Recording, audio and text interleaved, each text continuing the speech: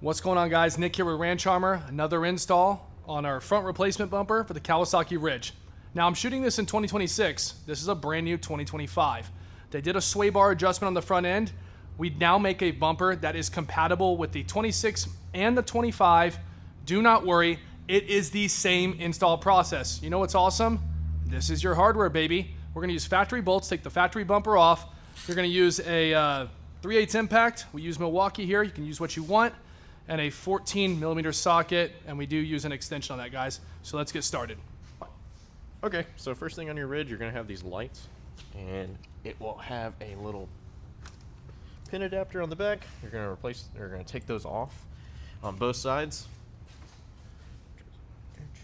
Nice, nice, nice. Okay, once you removed your wiring harnesses, you're gonna take off these two bolts at the bottom. Just like so. Yeah, that was on there. Okay, once you've gotten your bottom bolts removed, you're gonna loosen your side bolts. It's gonna be right here. And just back them off just enough to where they're still in there. You wanna keep them on there or else your bumper will fall. All right, thank goodness we are taking that thing off. Coy, how much does that weigh? Like 15 pounds. Oh my gosh, that would not have saved you from shit. We're gonna put this beast on because you need protection on this beautiful unit. Talk. Okay, you gotta grab Buddy just to put this bumper up there. It is a lot stronger than your factory one. Heavier too, right? Yeah, a lot. But not too heavy.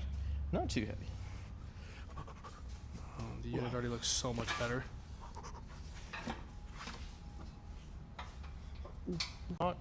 Okay, once you have your side bolts installed over here, you're going to go to your lower section. And you might need to pull it out just a hair, just to get the first bolt started in there, and then you're just going to run them in.